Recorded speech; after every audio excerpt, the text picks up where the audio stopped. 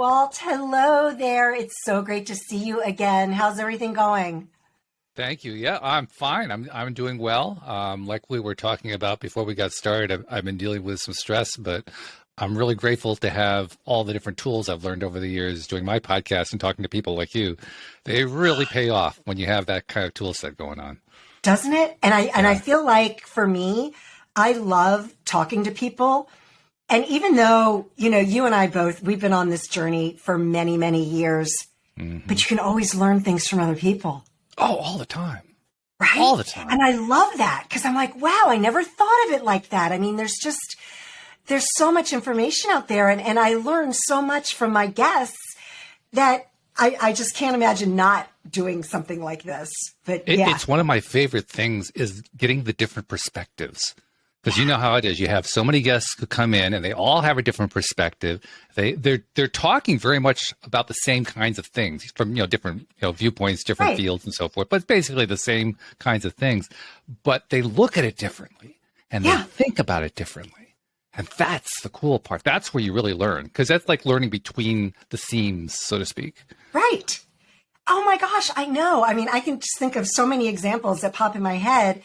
Um, but now it is kind of, I was telling you, this will be released somewhere, early November. Right now we're at the, mid September mark. And Hmm. like for me personally, heading up to September 30th is a hard day for me because I have PTSD from when my brother died and he died on September 30th. And I don't always Um, recognize it. And it wasn't until Monday of this week that I thought, what's going on with me? Like, I just felt like yeah. I was in a funk. Hmm. And I'm like, Hmm. what's wrong? And then I was like, and I know that's the last thing I would ever tell anybody. I would never recommend you never say to yourself, what's wrong with me? Because your brain is going to come up with a million different things that'll tell you what's wrong with you. I feel like I'm in a little different situation just because of the work that I do. And I don't allow myself to go down that rabbit hole. But then it was like, oh my gosh, we're heading towards mid-September. September 30th is a hard day for me. And even though it's been over 40 years, it's still just as hard, you know, because Yeah, the sure. trauma that I experienced is in my muscles. It's like muscle memory, and like you remember Yeah. it. Yeah. And of So course, on the yeah, flip side, you also have the fact that when you are feeling something that doesn't feel good, you do have to acknowledge it. I mean, you can't right. bury it, right? You got to bring it out. You got to feel it through, So, yeah, you don't want to spend a lot of time focusing on it. I like the way Abraham Hicks says it, give it 14 seconds or less, you're fine. It's only after Right. that you start manifesting things, So, hey, anybody can spend 14 seconds. That's fine. No big Right. deal. Yeah, exactly. But yeah, it's crazy times. We've been in crazy times for a few years now. Yeah. Oh yeah. It's been an interesting time. I think the whole Right. pandemic thing for sure is the top of the chart, but it's not just that. There's been a bunch of stuff. Yeah. And I know speaking for myself, this is where I'm really grateful to have learned all these tools from guests on my show and people like you, is that as the stuff was happening, I actually had to remind myself that some of it was happening because I was doing so much work on myself and continuing to build momentum in the directions that I wanted to build it in, that I would forget about major things going on. I remember doing one episode. This was like halfway through the first year of the pandemic. And yeah, the pandemic was still on my mind, but only slightly. I pretty much, I mean, most people were still in panic mode about the whole thing. I had pretty much put it all behind me at that point, which was kind of out of sync with the rest of the population. But what I was not at all tuned into what was going on politically, because it was a big political year here in the U.S. That's right. And I was tuned out from all of that. I mean, literally, I wasn't paying attention. I was reminded of it during a podcast episode and was like, oh, that's right. People are freaking out about this stuff. And I wasn't even paying attention to it. Well, I'm like So, that most of the time. yeah, but that's the point is that's what the Yeah. value of the tools is. That Right. value is tremendous because it takes you away from even when there's all this crazy stuff going on. It takes your mind off of it so effectively that you don't even notice. Well, It's because not here's the even thing. there. I mean, there's a line there, which I kind of tell myself, like, you want to be informed, right? And Yeah. you want to know what's going on. here's a perfect example because I generally do not watch the news. Queen Elizabeth just died. Yeah. Yeah. And funny thing is I grew up telling people I'm half German, half Scottish. Okay. Turns out with my DNA, I'm like 90% English.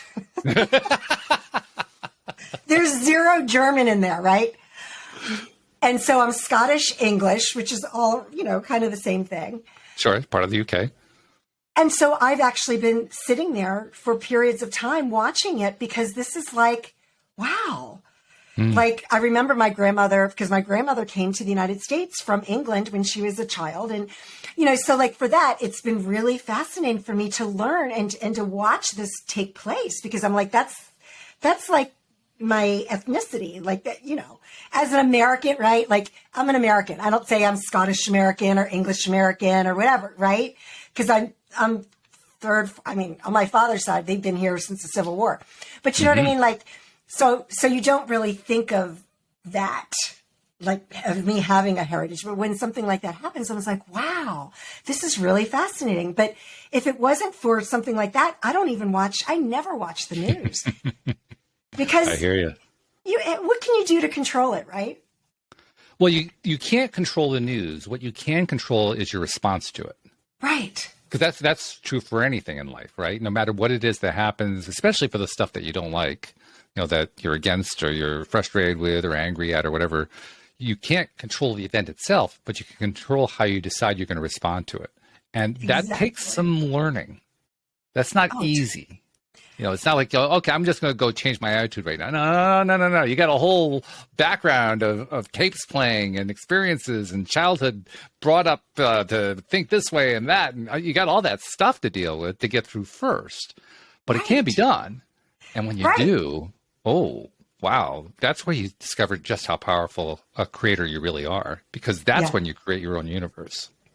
For sure. Because 1,000% of the time, when something happens, your first reaction is going to be emotional. Right. And so once you're aware of that, you're like, okay, I've responded with my emotion.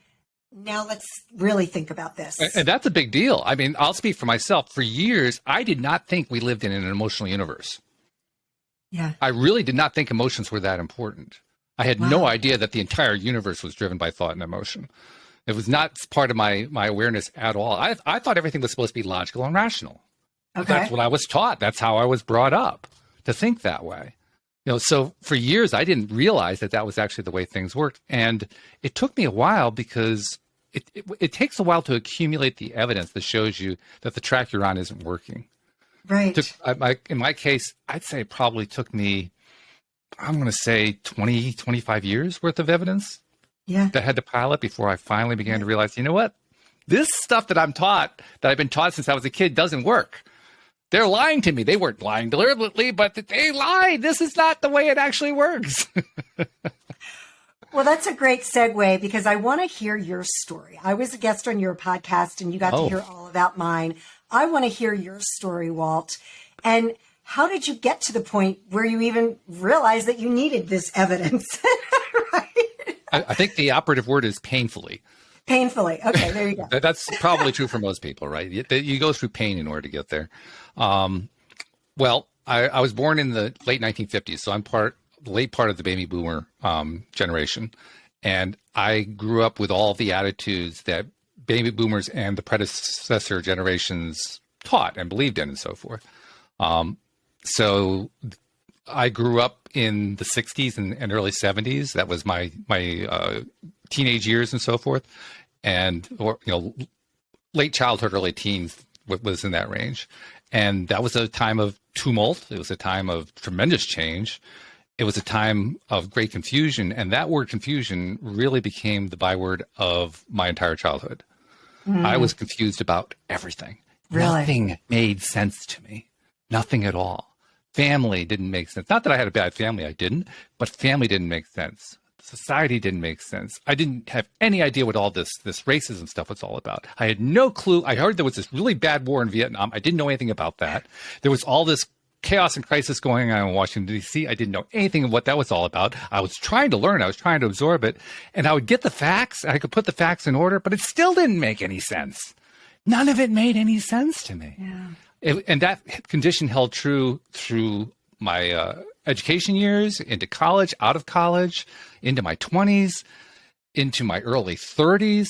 I mean, I was piecing stuff together. I was trying to make sense out of it. I was trying, like anybody else, I would make some progress and other stuff wouldn't work and so forth. But on the whole, everything, adults, work, livelihood, male and female, you name it, anything that is important to somebody, particularly in their early years, I didn't really get any of it. None of it made any sense to me. So I just did what anybody else would do. I just did what I was taught to do. I had no other plan. And you didn't because question. if you don't make any sense about anything, what do you do? Well, your parents told you to do this. Okay, do what the parents said. Your teachers told you to do this. Do what they teach. There's no other choice. And there's no, who do you question and what questions are there if nothing makes sense? Exactly. Right. Exactly. That was actually one of the good things that happened with me growing up. My father was an outstanding question asker. Okay. Outstanding. This man, we did a number of family trips, camping trips across the country here in the U.S. So I got to see most of the country by the time I was like 14, which was really, really cool. But of course, we're doing this in the late 60s, early 70s, mid 70s. Camping had just kind of become a thing. And you're dealing with transportation from that era, which meant you're doing a lot of time driving from one destination to the next, and then all of a sudden you have a breakdown. You have to go to a mechanic to fix something. That was the nature of the beast at that time. And my dad, he was amazing. We would end up in a town where we had there was there was a hole in an exhaust or something like that. And he would find a mechanic. First of all, he'd ask around. He'd go into the nearest pub or whatever to find out, where's the best mechanic around. He'd go find where the best mechanic was, get us there, and then he'd spend the next 20 minutes grilling the guy, absolutely grilling him with every single angle of what could possibly be wrong with the thing that was causing us the issue. By the time he was done, the mechanic was willing to give him anything he wanted to get him out of there. But he was so good at it, and he was nice about it too. My dad was a very friendly, gregarious man. So you couldn't get mad at him, but you couldn't shut him up. It was a great role model to have later on for when I became a podcast host, because all I had to do was remember the kinds of things my dad would do in terms of what kinds of questions he would ask. Why would he ask them? When would he ask them? All those things, I kind of gelled it together, and it became really easy for me later on. So that was one of the good things that happened. I learned very early on how to ask questions. And I think to the point of your question, how did I get to the point where I started questioning and learning this stuff?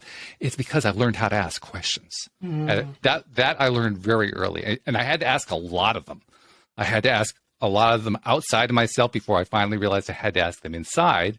So that's probably what stretched out the whole learning process. But nevertheless, I did learn how to ask the questions, and it has served me really well to this day. Yeah. Yeah, but, for sure. In terms of when I actually made the change, when I started experiencing the severe pain, I knew that I didn't want to do what my dad had done. My dad worked for one company, General Electric Company, for 44 years, his entire career. Where? That's what was done in that generation. Where was it located? I grew up in Schenectady, New York, which was at that point the largest. Get out the door. Plant. Wow, you have a tie to Schenectady? You don't recognize the last name? Sgarlata? Can't say I do. Sgarlata's restaurant that was right next to the GE plant. Oh my God. I forgot about that. Yes. That's my in-laws. That's your family. Oh my God. I didn't even make the connection. No. Yeah. Oh, that's wild. That's my ex-husband's family. Yeah. I spent a lot of time in Schenectady. When you said GE, I'm like, oh, no way. Wow. Oh, that's really something. Yeah. It's funny. I didn't make that connection at all. Even when I had you on my show, it never occurred to me there could be a connection there at all. Well, it's not a common name. But, no. But we can talk after the show about that. Yeah. So funny. That's crazy. So go on. People listening are like, Schenectady, where's that? What? It was awesome. Actually the home of the largest General Electric plant for many, many years. And up until I would say about 25 years ago, that continued to be true. And so many people who worked at General Electric would work there. And my dad grew up there. He worked in Schenectady for most of his career. He ended up getting transferred to Bridgeport, Connecticut later on in his career, like in the last 5 to 10 years of his career before he retired. But my point is, he worked for one company all of his life. And I knew I couldn't do that. I didn't know what I could do. I had no clear idea what I could do. That was part of the confusion that I talked about earlier. I really had no idea what I was going to do. I mean, I did well in school and so forth, but I mean, I had no good guidance. I had no good ideas. I just didn't get any of it. I had nothing going in that direction. But I knew that I did not want to do what my dad did. I did not want to work in a job all my life. Mm-hmm. So I did something that kind of broke the mold in my family. I became entrepreneurial at a fairly young age, with a lot of failures, I might add.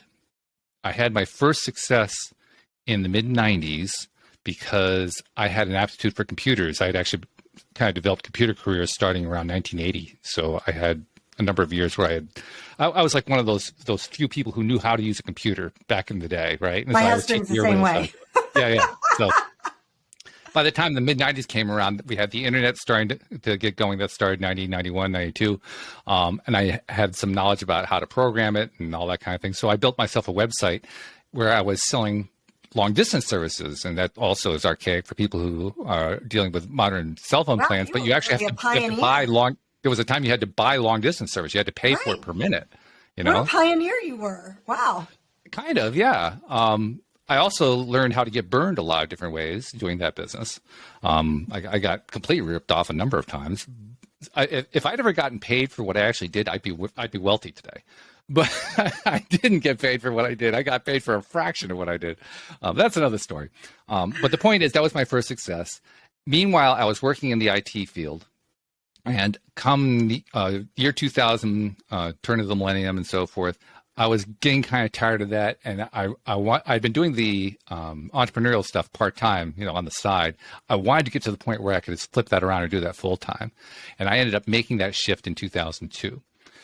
And I was basically just doing like website design. That was the thing to do at that point. Website design and SEO, that was the other thing. And I really refused to do SEO. Everybody else was doing it. I wouldn't do it. It just went against my grain. But that was my field. And I ended up gaining my clientele from nonprofit organizations, little ones, not the American Red Cross, but like Joe Blow's nonprofit in East Oshkosh, whatever, that kind of level.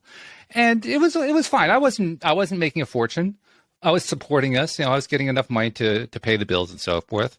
And then along comes 2008 and the financial crisis. And a funny thing happens during a financial crisis. Nobody gives money to nonprofit organizations anymore. So all of my clients disappeared in a puff of smoke. Wow. And my wife had started a business. By the way, this is a story all by itself because she was not entrepreneurial, and she became entrepreneurial partly because of my influence. She had started a gardening business. And the gardening business is the same deal. Nobody pays. Gardening is a luxury. You don't pay for gardening in the middle of a financial crisis. So both of our incomes disappeared instantly. Oh my gosh. Which was terrifying. That is terrifying. And the next 4 years, now around that same time was the first time I saw the movie The Secret about the law of attraction. Mm-hmm. And I had been aware of positive thinking. I had not heard the term law of attraction. I had been aware of positive thinking as far back as the early 1980s. I actually had one of the original Tony Robbins courses on cassette tape. That shows you how far back it was. Yep. And I had read Napoleon Hill. I had thought his book was nonsense. I couldn't make any sense out of it. It sounded like a bunch of spiritual woo-woo, and I couldn't buy into any of it. But I'd read it. I was aware of it, And then I see The Secret, and The Secret starts to make some more sense than it had made previously, than the whole topic had made previously. But I still didn't quite get it. Meanwhile, we're in the financial crisis. Business has fallen apart completely. I'm trying to rebuild from scratch on the fly. We're going deeper and deeper in debt. Our savings is disappearing like crazy. By the time 4 years later had come, we were in really serious trouble, really, really serious financial trouble. And I didn't know what to do about it because I'd done everything that I'd been taught to do. What I'd been taught to do growing up in school and so forth is exactly what I'd done. And not only had it not turned me into a success, it had put me on the brink of bankruptcy. Mm. And I didn't know what to do about it. All I could think of was, well, there was that movie, The Secret. maybe there's something to it, but I don't know what it is. And I don't have any money to go hire a coach to teach me because I'm broke. I got nothing. I am deep in debt, right? So there's no thing I can't even go. This is the way I like to tell this. I couldn't even afford to buy a self-help book. That's how bad it was. I mean, we were scared to spend money on anything because it was always, do I have enough money to pay the rent? Do I have enough money to buy the groceries? It was that. In fact, 2 years, that was 2012. By 2014, 2 years after I started the podcast, we ended up making a move back to Connecticut. We were in Virginia at that point.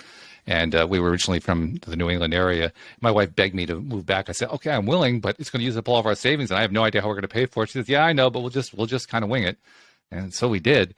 But during that 2 year period leading up to it, I started the podcast with the hope, well, maybe I can get somebody to come on as a guest and teach me this stuff. And I don't have to pay him a fee because he's a guest on my podcast. And that's how I started LOA Today.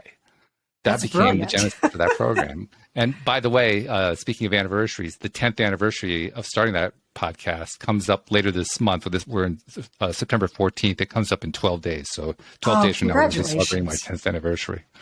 That's such a huge accomplishment because I told you I had a blog talk radio show from 2008 to 2010. Yeah. So funny. It's still out there. Because, it never goes away. And I stopped it, I don't know, just out of boredom. And then I went through a divorce and all of that stuff. And I was looking at your bio and I'm like, oh my gosh, he's been doing this for 10 years. Like, that's incredible. It's a long time. You know what happened? Long time. I mean, I'm serious when I said I did it because I was trying to get free coaching because I didn't know how else to get the coaching. And it worked. I got some really great people, especially early on, to teach me stuff, not just about the law of attraction, but other things in life. I mean, I learned a lot from my guests, but I got something else I did not expect. I loved it. I wasn't planning on that. I thought I'd do 100 episodes. I'd learn what I need to do, move on with my life. Oh, no. This is like the best addiction I'd ever run into because I became totally addicted and I didn't have to go dry out in Arizona. I mean, you didn't have to recover from this kind of addiction. Right. And I couldn't wait for the next episode and then the next one. At that point, I was only doing it once a week. It got to the point after about 4 years that once a week wasn't enough. I started doing it every day. That's how much of an addiction it was. Wow. So how many thank episodes? you for congratulating me on doing it for 10 years. But I got to tell you, it was the easiest damn 10 years I've ever had because I loved it so much. And you know what? And that's the best thing ever that we could possibly imagine for ourselves is to find something that you can do and you want to do it every single day. Oh, yeah. Yeah. Yeah. I mean, I'm doing my regular episode a couple hours after we do this one and no big deal. For some people, that would be overkill. Yeah. For me, it's like, yeah, okay, what's next? Let's do it. It's the same way for me. I only record, it depends on the week, 2 to 3 episodes. I only release 2 a week. For me, because I have so many other things that I do, I have to be careful. I tried releasing 3 episodes a week and it became too much for me. So I scaled back to 2. So 2 seems to be for now, like the sweet spot for me. That's great. But I love talking to people and this isn't work. This is it's just fun having a conversation, In fact, I have deliberately not made it work. I've actually talked to many people over the years. I've got a meeting coming up on Thursday toward the same topic. How do you make money doing this kind of thing? And I've gotten probably every idea that you can possibly get. And I realized I really don't want to do that. I don't want to make my money this way because I don't want to spoil this. Yeah. You know how it is if you have something that you really love and then you turn it into a business, all of a sudden it's a business rather than a love. I don't want to go there. Yeah. I want to stay with just the love of it. That's awesome. Well, I mean, we have learned, especially those of us who learned about law of attraction, we've learned the value of maintaining a high vibration of that, which means being in a very high feeling, good feeling place. Well, when you've got something that works, why would you want to spoil that? That's the way I look at it. You're absolutely right. But we've already taken up a lot of your time. I don't want to go too far over because my listeners know that these are about 20, 30 minutes, but I want to talk about the law of attraction because that's your thing. So if there was just 1 or 2 things that people need to know about the law of attraction like, what would you say? Because we could talk for hours about it. There's so much involved when it comes to it. But can you like just dumb it down for people and like what would you say is the most important things that people need to know about the law of attraction? I'll tell you how I come to understand it, how I've come to make it make sense in my own life. Most people, they look at law of attraction as a way to, attract cool things into their lives. And that's fine. That's a perfectly legitimate way of looking at it. The way I look at it is the law of attraction is a way of understanding how our lives tend to go. So whatever we give the predominant amount of our attention to on a regular basis throughout our day, particularly, regardless of whether it's stuff that we feel good about or feel bad about, just the fact that we give attention to it, that's going to be the same kind of thing is going to be what we continue to experience in our lives. So like I like to do podcasts. The more that I do podcasts, the more opportunities I'm going to have come to me to talk on other people's podcasts, or just have a conversation about law of attraction, or just have conversations about, the kinds of people who have influenced you in your life. That's what you tend to get more of. You tend to get more stuff, more experiences, more life experiences related to what you give your attention to. And it works both with the positive and the negative. So we mentioned news before, right? So if you're a news junkie and you're watching Fox News all the time and you're picking up all the stuff that Fox News gives you, guess what? Your life is going to be filled with more and more stuff like what Fox News shows you. That's right. It doesn't matter if that's for perhaps somebody who's more conservative. If it's more liberal, maybe you're listening to CNN. Maybe you're a CNN viewer. It's the same principle. The more that you pay attention to CNN, the more and more CNN type stuff is going to happen in your life. That's right. It doesn't matter what network you're watching. No, it doesn't. No. You're just going to keep bringing that back in. I mean, if you want to watch the Disney network, guess what? It's just you're going to get more of a Disney kind of an experience. It really just comes down to where are you giving your attention? And not just where are you giving your attention passively, because obviously watching TV, that's a more passive activity. It's also involved with what you do for work. What's your social life like? When you interact with people who are close to you, how do you interact? What do you talk about?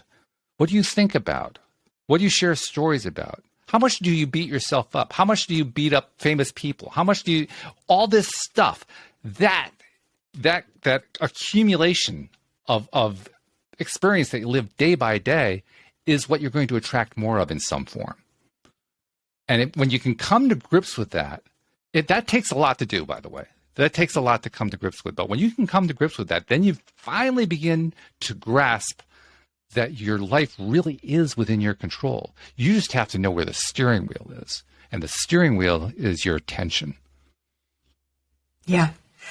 You brought up an interesting thing where you said, how often do you beat up celebrities? Yes. And I think that is something that so many people feel that they're entitled to. And that, well, if you're a celebrity, then you're open to criticism. And it's like, no, it's not. It's not okay. Because at the end of the day, they're another human being. And I recently had a conversation with a couple of people about that because they placed a judgment on, I was listening to a podcast and I mentioned the person who was the guest. Oh, well, that person is, da-da-da-da-da-da-da. And I'm like, really? I'm like, so you're placing judgment and you're saying that he's a bad person just because of his political affiliation? Or that he was wearing a T-shirt with someone's name on it? I'm like, that's not, yeah, but they're celebrities. I'm like, doesn't matter. It doesn't matter. Actually, it doesn't even matter whether or not you're saying it because they're a celebrity. It doesn't matter. What matters is what vibration are you putting out by doing it in the first place? Exactly. It doesn't actually affect the celebrity. No, of course not. It doesn't affect them at all. It's affecting you. It affects you. It's you. Yeah. And similarly, if you are the celebrity, how many celebrities do we hear about? There's a smaller percentage of them, but they're significant, who are constantly complaining about they're being followed by the paparazzi. They can't get enough privacy and so forth. And those are the ones who have the least privacy in their lives. Right. Why? Because they believe that they can't get away from the paparazzi and they can't get away from the people who want to steal a piece of their lives. So they manifest more of it. That's right. So it really isn't the other guy. That's the thing that we have to kind of learn. You know the old adage about when you point your finger at somebody, you got three fingers pointing back at you? Yep. It's so true. Yes. It's true in how your life goes.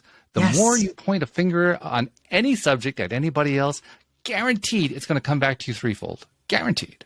Yes, for sure. I love that. That's one of the biggest things that I use. It was probably one of the first tools I picked up. It's huge. It's huge. That whole pointing the finger at somebody. And yeah, that was one of my first tools that I will never forget. So it takes a long time, I think, for some of us. I won't say it's true for everybody, but I know it was for me. It takes a long time to recognize the pattern of evidence. yes. Because we get caught up in a mindset that, like in my own case, I was caught in a mindset that I had been taught pretty much from birth. By family, by friends, by teachers, by everybody who was an influence in my life. And I had to get out of that mindset and basically recognize that mindset was bringing me stuff I didn't want. That's not easy. Mm-mm. That takes some doing. You have to be willing to get past that. Once you get past that, then all of a sudden life opens up. Then all kinds of possibilities open. And I think it really comes down to being able to be, like we talked about in the beginning, aware of how you're reacting, but then are you able to shift your perception? Mm-hmm.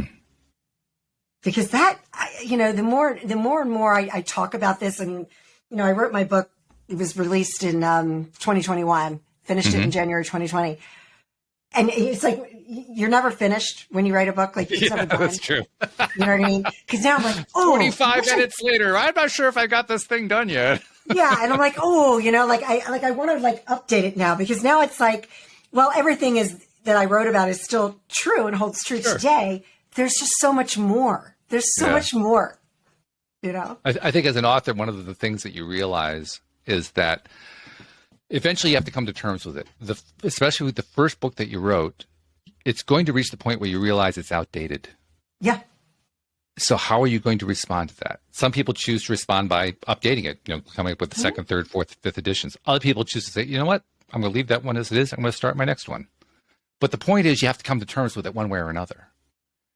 And until you do, all it does is haunt you. That's right. As usual. What are you giving your attention to? Well, here we go, Exactly. Well, Walt, this has been such a treat for me today. Thank you so much.